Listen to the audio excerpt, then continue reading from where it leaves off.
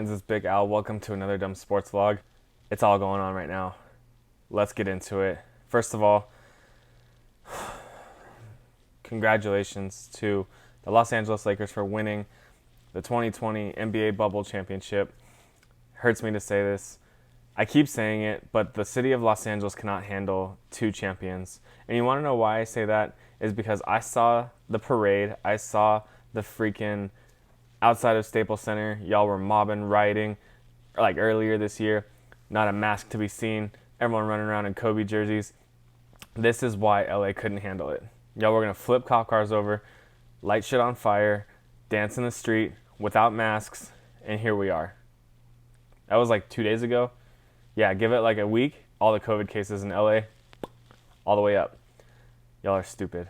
I saw you guys partying without masks. Come on, man. The Lakers won. I get it. First time in, 10 years? Congratulations. The Heat really fought, man. That was insane. I watched one of the games, game 5, I think. The Heat, Jimmy Butler was exhausted, pulling it off. The Lakers are just too good. The Lakers were always too good. I thought the Bucks were going to be like one of the only teams that could beat the Lakers. They avoided the Clippers and the Bucks. Good championship. Good end to basketball.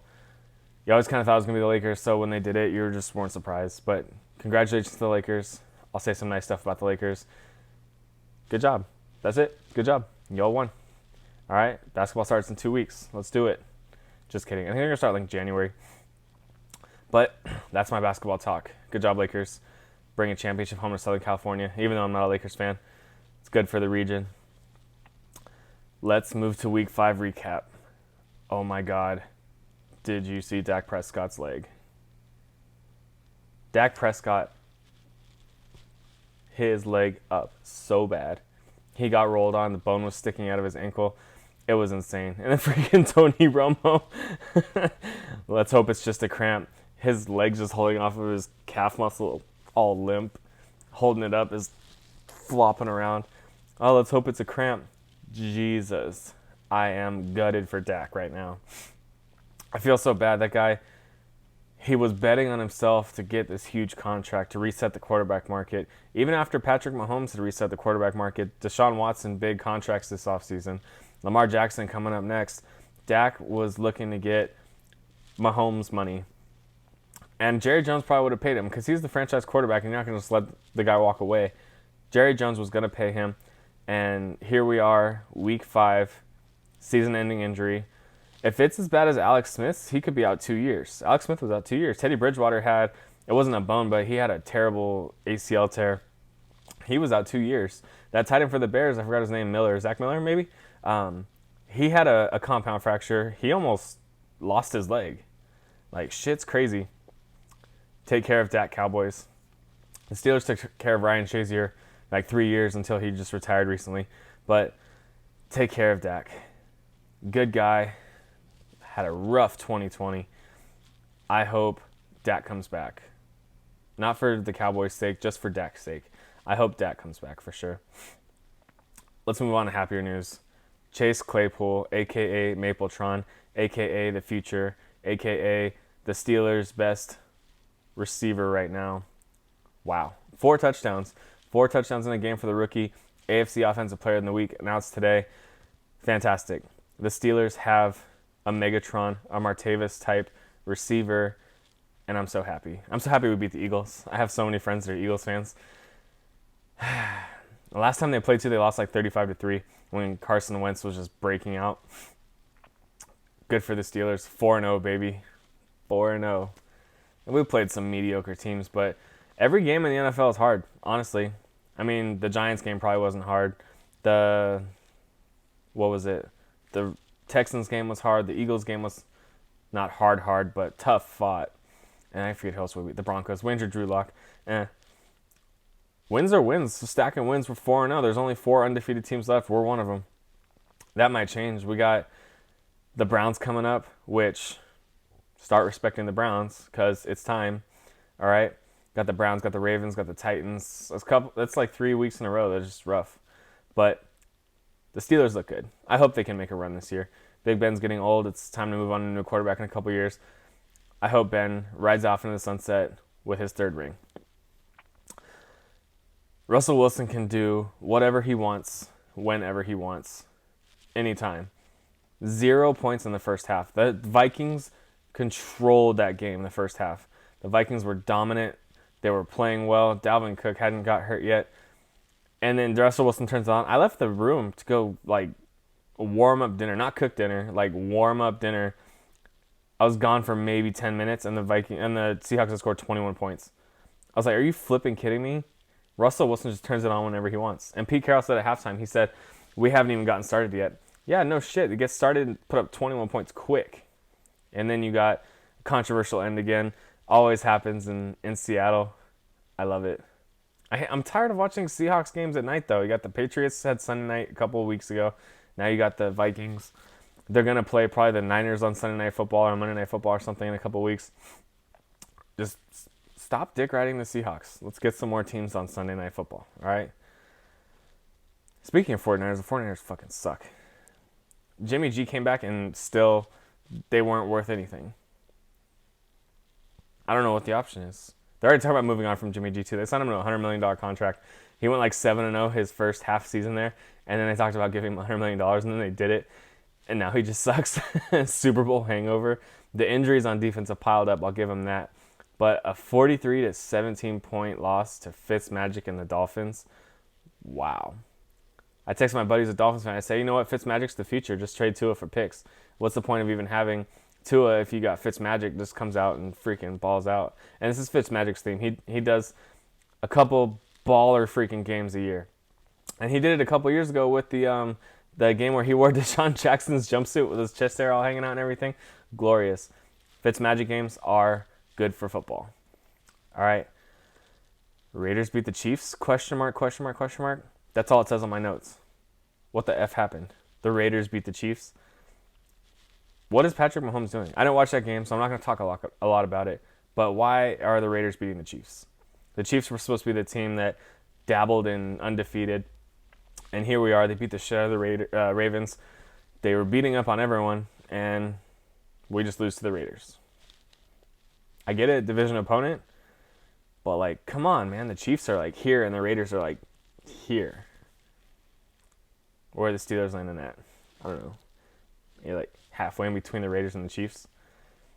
I don't know. Kind of just threw my hands up and didn't give you, like, a metric to go off of. But this is my show, so whatever.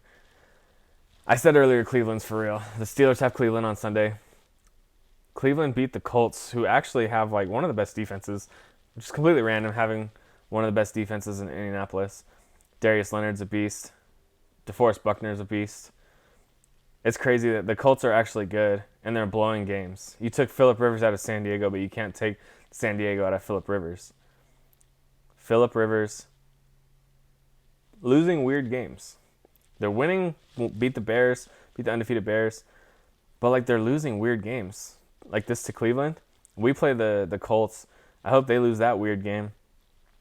But Cleveland is the real deal. This matchup on Sunday between Cleveland and the Steelers, it's at 10 a.m. It should be a primetime game. We probably will have a primetime game. We have, like, a random Thursday night game against the Browns every year. But this game is the most evenly matched the Steelers and the Browns have been since I started watching football. Probably like 2003. This is the most evenly matched the Browns and the Steelers have ever been. I am legit excited. Baker had some messed up ribs, got an x-ray. They're like, are you going to play? And he's like, Mama didn't raise no wuss. That's what I'm talking about. I am so excited for the Browns and the Steelers on Sunday. Evenly matched game. It could go either way. I have this football pool. I'm in first place. No brag. But I have this football pool. I almost picked the Browns over the Steelers this week. I'm smart. I don't want to lose. But I want to make money too. The Browns look good, man. Even without Nick Chubb, Kareem Hunt's still a beast. Odell and Jarvis are getting going.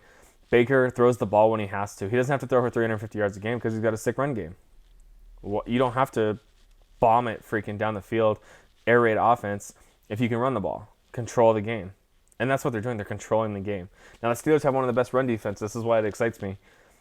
One of the best run defenses. One of the best pass rushes. Secondary is lacking a little this year, so look for Jarvis and Odell to have big games. But I think this Browns-Steelers game is the most evenly matched it's ever been. like dead evenly matched. It could go either way on Sunday. You can honestly flip a coin if you're betting on the game and be like, okay, the Browns win. Okay, the Steelers win. I hope the Steelers win because this will be our biggest win of the season so far. We have the Ravens next week. That'll be a huge win if we win. But the Browns team is good. We could have a loss on our hands on Sunday. They could ruin our perfect season at 4-0. All right. Peace out, Dan Quinn. We knew it was coming. We knew he was getting fired. Arthur Blank came out and said at the beginning of the year, they fired the GM too. Arthur Blank came out and was like, we said playoffs are bust at the beginning of the year, and starting 0-5, we knew we weren't going to make the playoffs. They just did it early. He was like, peace out, Girl Scout.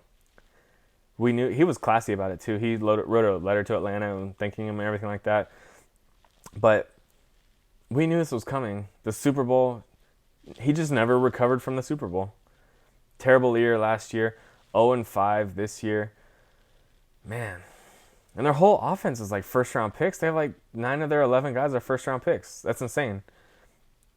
And you didn't do anything. Steve Sarkisian was your offense according to last year. Didn't really do anything. He went back to Alabama because he sucked in freaking the NFL. Feel bad for Dan Quinn, but these are the games. These are the times the teams turn around. So you look at the Houston Texans, fired their coach, won a game after. So I would bet anything the Falcons win their game on Sunday. I don't even know who they're playing. I should have prepared that. But teams win after they fire their coaches. That's like a guaranteed. Throwing it back to Thursday night football, Foles beats Brady again. Round 2? Is it 2? I don't know. Could have been more. But Foles beats Brady again. That was actually a good game. The Bears are stepping up, man. It's weird. The Bears are playing really well. That's all I'm going to say about that. I love watching Brady lose. I love watching Brady be frustrated. I love Brady throwing up a 4, thinking it's 4th down. Chase Claypool, after he scored his 4 touchdowns, he posted his face on Tom Brady holding up the 4. It was beautiful. The Chargers are still the Chargers. I said you took Phillip Rivers out of San Diego, LA, wherever the hell they're at, but you can't take the San Diego out of Phillip Rivers. LA to San Diego, LA Chargers blowing games, blowing close games. They don't get blown out by teams. They lose stupid games where they're up 20-3 to the Saints, and then they end up losing by a field goal in overtime. They lose so many one-score games, it's insane. And Justin Herbert's not changing that. They lost that game to the Chiefs, they should have won. They lost this game to the Saints, they should have won. Those are 2 of the best teams in the league. They easily could have beat them. Mike Williams, what an asshole. I had Mike Williams starting in my fantasy lineup like the first 4 weeks of the season. And this week was finally the week I was like, no more. Put my foot down. No more Mike Williams. Benched him. 2 long touchdowns. You freaking kidding me? Jordy Nelson did this to me like 8 years ago. I drafted Jordy in the first round, and I started him like 10 straight weeks. Nothing. I finally benched him. He put up like 37 points. It's the freaking Jordy Nelson effect. Mike Williams, I'm canceling you. I will never draft you in fantasy football again. Just like I never drafted Jordy Nelson after that. Done with you. Let's get to Monday night. Monday night doubleheader.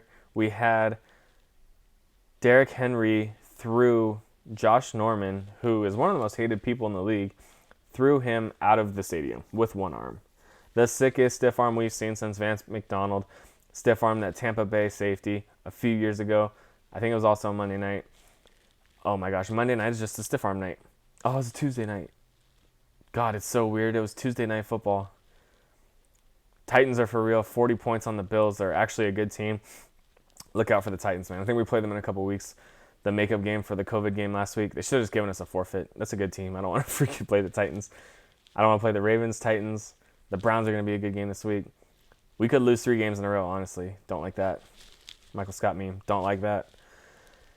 And finally, the one most satisfying news you could ever get besides the Antonio Brown news is Le'Veon gets released. I love watching Steelers just work their way out of Pittsburgh and just have zero success elsewhere. The whole last year watching Antonio Brown dickhead his way out of Pittsburgh, dickhead his way out of the Raiders, freaking get cut by the Patriots for sexual assault. Le'Veon Bell had 4 touchdowns in 17 games. 4 touchdowns that Chase Claypool had. Le'Veon had that in a year and a half with the Jets. I'm counting the seconds till they're going to fire Adam Gase, but they fired Le'Veon Bell first. What I didn't know is that the GM that signed the Le'Veon Bell contract last year got fired 2 months later, which is insane because it's stupid running back contract tied up with Le'Veon Bell. I'm hearing a lot of things. I'm hearing Chiefs. I'm hearing Patriots, obviously. Return to the Steelers. Ugh, don't want that. Don't need more drama. James Conner, I like him. Stop getting injured, but I like him. Where do I think Le'Veon is going to go? I don't know. The reports are saying Chiefs. I don't think the Chiefs. They got Clyde Edwards-Helaire, who's doing awesome. Quick guess. Throw something out there. Chiefs, Chicago. Makes sense. I don't know. The Patriots make sense. They always do shit like this. One of those three teams. I'll do one of those three teams. Patriots, Chicago, Chiefs. There's going to be some dark horse team that comes out and makes a push for him, and they're like, oh, we wanted him to, but one of those three teams. Another thing, get well soon. Nick Saban tested positive for COVID. This guy is an evil genius. I consider him the devil sometimes, but I want him to get better. He's good for college football. College football needs their villain. Like in freaking Talladega Nights, he's like, God needs the devil. Katie Couric needs someone. The whole NCAA needs Nick Saban. We need this villain. We need Clemson to beat him every other year in the national championship game. We need a random Ed Orgeron team to come in and beat Nick Saban. He's good for college football. Please get better soon. All right, that's my football stuff. Dodgers and Astros down. I'm so excited.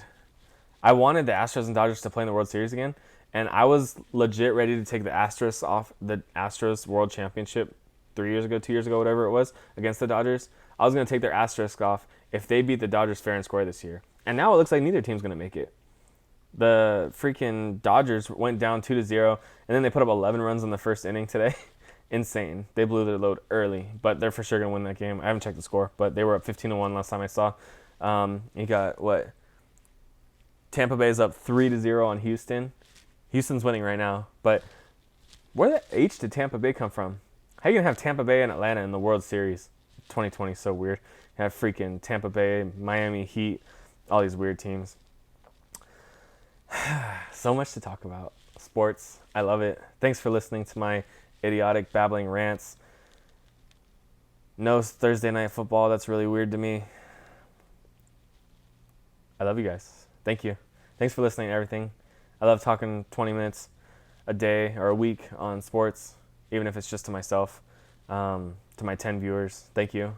What is it? I'll have a week 6 preview for Sunday morning, so look out for that. I didn't last week. It was my wife's birthday. We were in San Diego. We actually stayed in like a 32nd story apartment overlooking like Petco Park and downtown San Diego and the ocean. It was really cool. So that's why you didn't get one last week. Apologies. Actually, no. I apologize to no man. All right. Have a great week, guys. Sunday morning, look for that recap.